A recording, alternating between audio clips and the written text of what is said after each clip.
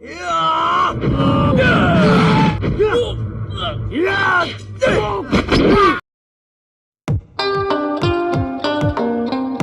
para penganggur, kembali lagi bersama saya Pengki. Di video kali ini saya akan membahas alur cerita film yang sangat brutalisme. Tanpa berlama-lama langsung saja ke alur ceritanya.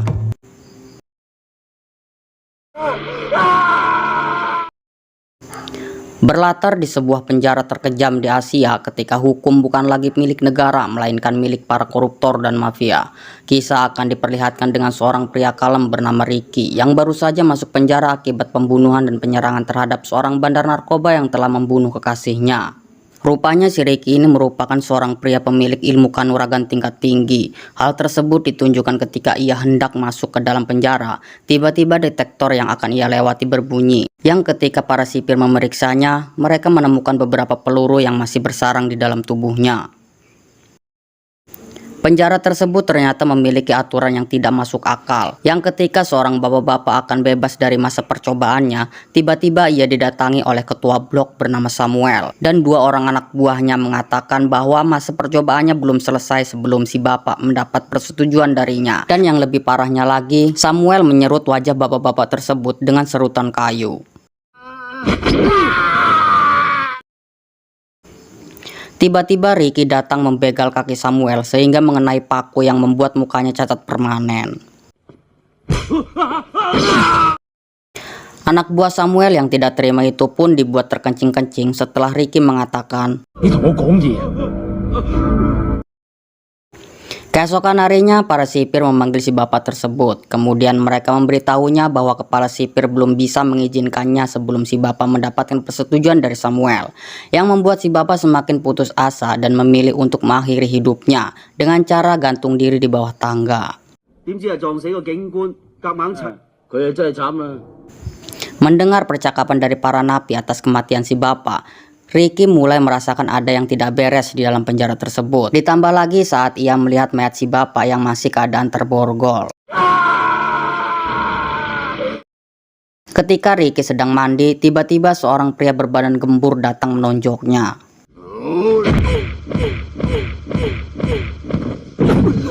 Pria gembur tersebut bernama Zoro, yang merupakan orang suruhan Samuel, yang diperintahkan untuk membalaskan dendamnya kepada Ricky, yang telah membuat mukanya cacat permanen. Namun entah ilmu kanuragan apa yang ia pakai, tapi di sini kita akan dibuat tercengang saat Ricky menonjok perut Zoro dan Samuel sampai keluar bukurnya.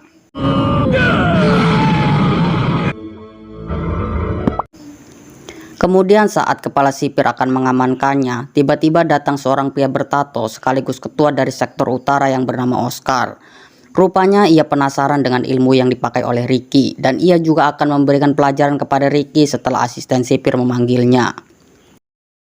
Ternyata Ricky ini mempunyai ilmu kanuragan yang diberi nama Chigu, yang ia dapatkan dari pamannya, yang mana pada waktu itu ketika sepulang sekolah ia datang ke pemakaman orang tuanya untuk berziarah. Tetapi di sana ia bertemu dengan seorang pria parubaya yang mengatakan bahwa ia adalah pamannya. Sejak kecil pamannya telah mengetahui bahwa Ricky mempunyai kekuatan super yang tidak dimiliki oleh sembarang orang. Tetapi sayangnya Ricky belum benar-benar mengerti cara menggunakan kekuatan tersebut.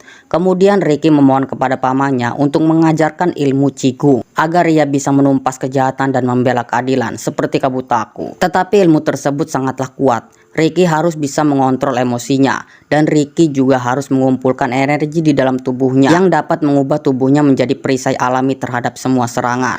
Bahkan jika energi tersebut telah terkumpul dengan sempurna dan menyebar ke seluruh tubuhnya, maka Ricky mampu menghancurkan apa saja yang ia kehendaki, seperti layaknya ia menghancurkan batu nisan ini.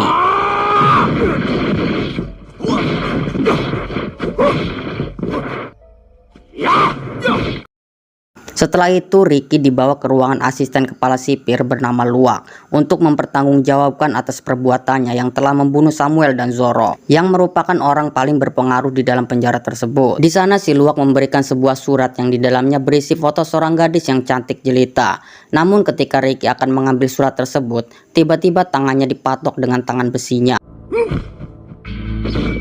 Rupanya si Luwak merasa terancam dengan keberadaan Ricky karena ia takut Ricky membongkar kebusukan di balik penjara tersebut, dan ia juga mengancam Ricky untuk patuh terhadap aturannya. Jika tidak, maka hidupnya akan terancam. Tetapi sedikit pun Ricky tidak takut dengan ancamannya. Ia malah membalas perilaku si Luwak dengan sangat brutal. Di saat si Luwak mengancam akan mengemprut gadis yang ada di foto tersebut. Dari sinilah si Luwak menyadari bahwa Ricky bukanlah manusia biasa, melainkan iblis yang menjelma sebagai manusia. Kemudian Ricky teringat masa-masa indahnya dengan gadis yang ada di dalam foto tersebut.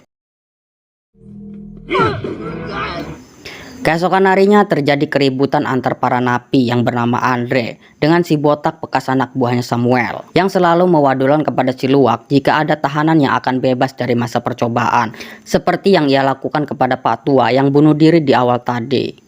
Tetapi Oscar yang merupakan ketua di sektor utara menghentikan percekcokan tersebut. Ia mengatakan kepada Andre bahwa semua tahanan di sektor utara harus tunduk di bawah perintahnya, dan hanya ialah yang boleh menghukum para napi di sektor tersebut. Kemudian Oscar langsung membuktikannya dengan membacok kepala Andre saat ia mengkritik semua aturannya itu tidak adil, yang membuat si Luwak merasa kagum dengan apa yang dilakukan Oscar. Kemudian si Luwak memerintahkan Oscar untuk berduel dengan Ricky dan memanfaatkan jasad Andre untuk dijadikan umpan agar Ricky mau berduel dengannya. Si Luwak memberikan pisaunya kepada Oscar untuk mewanti-wanti karena Oscar akan berhadapan dengan sosok manusia yang mempunyai kekuatan di atas rata-rata. Pertarungan pun terjadi, namun terlihat Ricky tidak melakukan perlawanan. Ia hanya menghindari serangan-serangan yang dilontarkan Oscar, karena Ricky meminta Oscar untuk melepaskan Andre jika ia ingin bertarung dengannya. Tetapi para napi memberitahukan bahwa jika Oscar sudah menunjukkan tatonya, maka dia harus membunuh seseorang, dan Ricky juga harus menyelamatkan Andre yang sedang sakaratul maut. Pada akhirnya Ricky mengeluarkan sedikit kemampuannya yang mengenai bahu kiri Oscar. Tetapi Oscar yang tidak terima itu pun langsung mengeluarkan pisaunya yang terdapat bubuk mesiu di dalam serangkanya, berhasil mengenai mata Ricky, yang membuat Ricky hilang keseimbangan. Ketika terdesak, dengan cerdasnya Ricky menghancurkan pipa air untuk menetralisir matanya yang terkena bubuk mesiu tersebut. Setelah matanya normal, Ricky kembali melanjutkan pertempurannya. Kali ini kita semua akan dibuat sangat terkejut saat Ricky menjahit urat lengannya sendiri dan benar-benar menunjukkan kekuatan yang sebenarnya. Setelah itu Ricky mencabut kayu yang mengikat Andre, yang ternyata nyawanya sudah tidak bisa tertolong. Dan para napi juga mendesak si Luwak untuk bertanggung jawab atas kematian Andre. Namun ternyata di penjara tersebut ada 3 ketua sektor lagi yang harus Ricky hadapi, yaitu Logan, Tarzan, dan Dragon, yang masing-masing dari mereka mempunyai ilmu tingkat tinggi. Tetapi Ricky memilih untuk tidak melanjutkannya, karena ia merasa kematian Andre dan Oscar saja sudah cukup, dan tidak ingin memakan banyak korban jiwa. Setelah itu Ricky mencoba menghibur anak buah emasnya Oscar, yaitu si Bisu, dengan mengajari si Bisu cara mengeluarkan irama melalui daun. Tetapi sayangnya lidah si Bisu terpotong, yang membuat Ricky sangat sedih dan memberikan seruling saktinya kepada si Bisu. Akhirnya si Bisu bisa memainkan musik tanpa menggunakan lidahnya. Saking senangnya, si Bisu memberikannya daun, yang ternyata daun tersebut adalah daun opium yang ia dapat dari halaman belakang sektor barat. Tetapi sayangnya diam-diam Logan memantaunya dari kejauhan. Kemudian mereka bertiga membawa si Bisu ke dalam ruangan yang terdapat jasad Oscar. Di sana mereka menyuruh si Bisu untuk membalaskan dendam kepada Ricky yang telah membunuh Oscar. Tetapi si Bisu menolak permintaan mereka bertiga, sehingga hal yang tidak terduga pun terjadi kepadanya. Akhirnya si Bisu mati mengenaskan dan jasadnya dibuang di halaman penjara. Para napi telah mengetahui bahwa Loganlah yang telah membunuhnya dan Loganlah yang telah memotong lidahnya. Ricky yang mengetahui hal itu pun sangat marah dan meluapkan amarahnya dengan berteriak sekencang-kencangnya. Namun alangkah terkejutnya Logan, tiba-tiba ladang opium miliknya terbakar. Ternyata Ricky membakar ladang opium tersebut untuk membalaskan dendamnya kepada Logan atas kematian si Bisu, sehingga terjadilah pertempuran antara mereka berdua. Tetapi di sini Logan berhasil menghantam saraf-saraf tubuh Ricky menggunakan kungfu ortodoknya. Namun para napi tiba-tiba berhamburan keluar penjara yang membuat si Luwak menjadi kerepotan. dan memerintahkan kepada para sipir untuk menyalakan alarm kosong untuk menggiring para napi ke selnya masing-masing karena ia mendapat kabar bahwa besok ketua sipir akan datang. Kembali ke Ricky yang sudah tidak berdaya, di sana ia teringat dengan perkataan pamannya yang menyuruhnya untuk bangkit dan ia pasti bisa mengalahkannya. Seketika itu juga kekuatannya tiba-tiba bangkit yang membuat Logan sempat tidak percaya dengan Ricky yang bisa mengatasi serangan mematikannya. Pertarungan pun kembali dimulai. Namun kali ini Ricky harus berhadapan dengan dua orang, yaitu Logan dan Dragon yang tiba-tiba datang membantu Logan. Akhirnya Ricky terkena ulti milik Logan. Tetapi ketika mereka berdua akan menghabisinya, tiba-tiba Tarzan datang menyuruh mereka semua untuk masuk ke dalam sel masing-masing karena alarm kosong telah dibunyikan yang akan menembak mereka dalam beberapa menit. Kemudian Tarzan membawa Ricky ke sebuah ruangan tertutup. Tiba-tiba ruangan tersebut terkunci dan mengeluarkan semen. Namun dengan gesitnya Ricky mengeluarkan purify-nya untuk melepaskan ulti Dragon dan ia juga mendobrak pintu ruangan tersebut. Betapa terkejutnya si Luwak melihat Ricky yang berhasil keluar dari jebakannya dengan menggendong Tarzan dan membawa sebuah bunga opium di mulutnya. Keesokan harinya para petugas berbaris dan bersiap-siap untuk menyambut kedatangan kepala sipir. Namun karena kepala sipir terjebak macet, mereka pun kelelahan dan tertidur di tempatnya masing-masing. Tapi untungnya salah satu dari mereka mengetahui bahwa kepala sipir telah datang dan menyuruh mereka untuk membuka gerbangnya.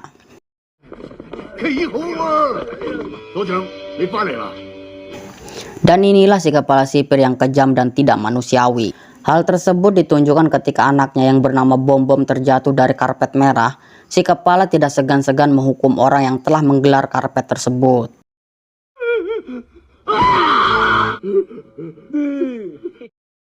Kemudian si Luwak memberi laporan kepada si kepala bahwa para tahanan sudah mulai berani memberontak dan ada seorang tahanan bernama Ricky telah membakar ladang opiumnya yang membuat penyakit jantung si kepala kumat lagi. Kemudian si Luwak membawa si kepala untuk melihat keadaan orang yang telah membakar ladang opiumnya.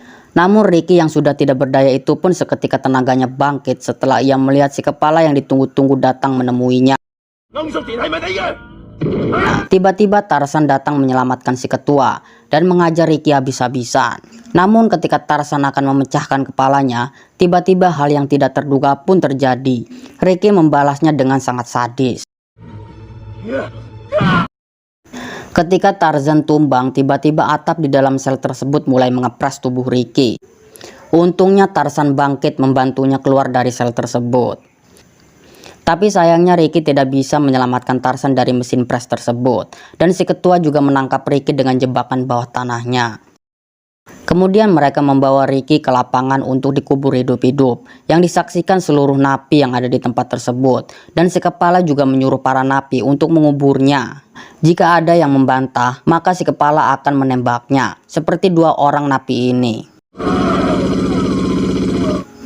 Kemudian si kepala memberikan tantangan kepada Ricky. Bila mana ia bertahan selama 1 minggu, maka si ketua akan membebaskannya. Beberapa hari kemudian, para napi mendengar seluring sakti milik Ricky berbunyi, yang menandakan bahwa Ricky masih hidup. Tapi Logan dan Dragon datang menyumpal sirkulasi yang digunakan Ricky untuk bernapas. Kemudian Ricky teringat kejadian tragis yang menimpa kekasihnya, yaitu Nying Nying, yang mana pada waktu itu ketika Nying Nying pulang sekolah, tiba-tiba ia memergoki beberapa orang preman sedang melakukan transaksi narkoba. Namun salah satu dari mereka memergoki Nying Nying dan membawanya ke hadapan bosnya. Ketika si bos akan mengemprutnya, tiba-tiba Nying Nying hilang kesadaran, berlari ke lantai paling atas dan mengakhiri hidupnya. Ricky yang melihat hal itu pun langsung mendatangi si bos dan membunuhnya hanya dengan 1 pukulan saja. 1 minggu kemudian para napi dikumpulkan di lapangan untuk menyaksikan apakah Ricky masih hidup, dan mobil backup pun sudah mereka siapkan untuk mengeduk kuburan Ricky. Dan lagi-lagi kita dikejutkan dengan Ricky yang ternyata masih hidup, yang membuat si kepala kebingungan untuk membunuhnya. Kemudian mereka membawa Ricky ke sebuah tempat dan mereka menahan Ricky dengan kawat coran agar ia tidak bisa bergerak. Si kepala yang merasa kagum itu pun menawarkan Ricky untuk menjadi bagian dari kelompoknya. Namun dengan lantangnya, Ricky menolak mentah-mentah tawaran dari si kepala, sehingga membuat Dragon dan Logan harus turun tangan untuk membujuknya. Pada malam hari, seorang napi bernama Freddy mendatangi Ricky untuk memberikan makanan. Ia khawatir dengan keadaan Ricky yang tidak makan selama 1 minggu. Tapi sayangnya perbuatannya dipergoki oleh si botak. Pada akhirnya Freddy harus meregang nyawa. Si luwak menyeret jasadnya ke ruangan Ricky bertujuan untuk memanas-manasinya. Namun sayangnya Ricky sudah tidak ada di ruangan tersebut. Hanya terdapat rantai yang digunakan untuk mengikat Ricky. Tetapi ketika mereka berdua masuk, tiba-tiba Ricky datang menonjok kepala si botak hingga pecah. Kemudian para napi berbondong-bondong meminta pertanggungjawaban kepada si luwak atas kematian Freddy yang membuat situasi di tempat. Kemudian Ricky memerintahkan para napi untuk membawanya ke hadapan si ketua yang sedang mengontrol menu masakan untuk besok. Namun si ketua yang bengis itu pun mengurangi jatah makanan para napi dan mengganti dagingnya dengan daging manusia. Tiba-tiba Ricky datang dengan membawa si luwak ke hadapannya dan ia juga mendapat kabar bahwa para napi telah memporak-porandakan penjara tersebut yang membuatnya semakin mumet dan memutuskan untuk mengeluarkan senjata rahasianya yang bila mana ada seseorang terkena senjata tersebut maka tubuhnya akan hancur dengan sendirinya seperti yang lakukan kepada si luwak ini. Dan lagi-lagi Logan dan Dragon datang bak pahlawannya si ketua hingga terjadilah pertempuran segitiga.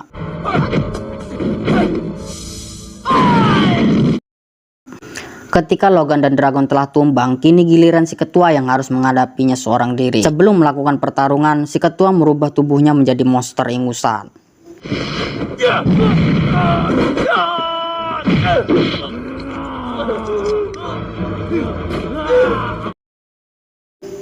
Pada akhirnya Ricky berhasil mengalahkan si ketua dengan memasukkan tubuhnya ke mesin penggilingan. Dan ia hanya menyisakan kepalanya saja. Di akhir film, Ricky menghancurkan tembok penjara dengan tonjokan mautnya dan mengatakan kepada para napi bahwa mereka telah bebas. Tamat, terima kasih dan sampai jumpa kembali.